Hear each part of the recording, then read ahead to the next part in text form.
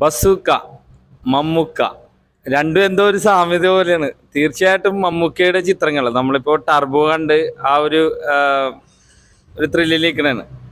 അതിൻ്റെ മുകളിൽ നിൽക്കുന്ന ഒരു പടമാണ് നമ്മളെപ്പോഴും വെയിറ്റ് ചെയ്യുന്നത്. ഒരു നടൻ്റെ നമ്മൾ അതിനേലും മികച്ചത് കാണാനാണ് ആഗ്രഹിക്കുന്നത്.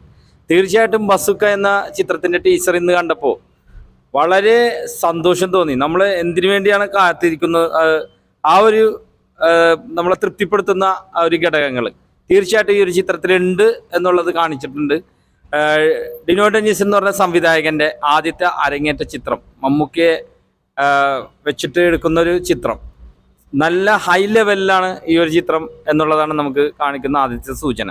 അതേപോലെ തന്നെ അദ്ദേഹത്തിന് കൂട്ടായിട്ട് നമ്മുടെ ഗൗതം വാസുദേവ് മേനോൻ എന്ന സംവിധായകൻ, അദ്ദേഹം ഒരു നല്ല മികച്ച ഒരു നടനും കൂടിയാണെന്നുള്ളത് നമ്മൾ പല ചിത്രങ്ങളിലൂടെ കണ്ടതാണ്.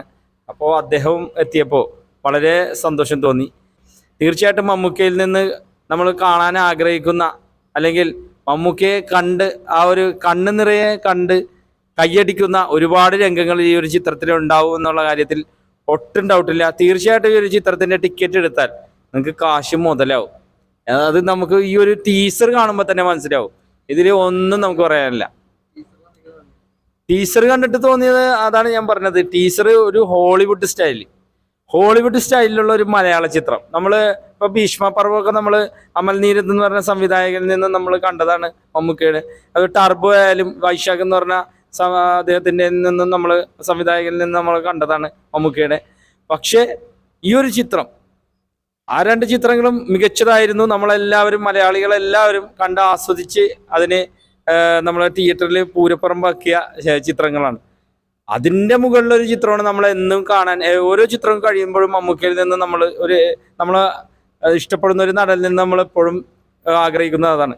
അപ്പോൾ മമ്മൂക്കയിൽ നിന്ന് നമ്മൾ ആഗ്രഹിക്കുന്ന ഒരു ചിത്രം ബസൂക്ക എന്ന ചിത്രം തീർച്ചയായിട്ടും മലയാളികൾ ഇരുകൈ നീട്ടി സ്വീകരിക്കും എന്നുള്ള കാര്യത്തിൽ ഒട്ടും ഡൗട്ടില്ല.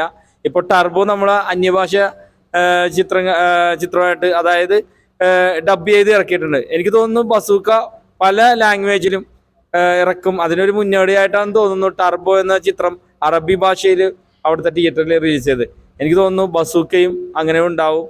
എല്ലാ പ്രേക്ഷകർക്കും കണ്ടാസ്വദിക്കാൻ പറ്റുന്ന അവരവരുടെ ലാംഗ്വേജിലുള്ള ചിത്രമായി മാറും. ഒരുപാട് കളക്ഷൻ റെക്കോർഡ് ഈ ഒരു ചിത്രം നേടിയെടുക്കും എന്നുള്ള കാര്യത്തിൽ ഒട്ടും ഡൗട്ടില്ല. ഡിനോ ഡെനീസ് എന്ന് പറഞ്ഞ സംവിധായകൻ ഇനി മലയാള സിനിമയുടെ ആക്ഷനിൽ അത് നമുക്ക് ഒരു പേര് കൂടി എഴുതി വെക്കാൻ പറ്റുന്ന ഒരു സംവിധായകൻ ആകുമെന്നുള്ള കാര്യത്തിൽ ഒട്ടും ഡൗട്ടില്ല. ലുക്കിൻ്റെ കാര്യത്തിലൊന്നും പറയാനില്ല.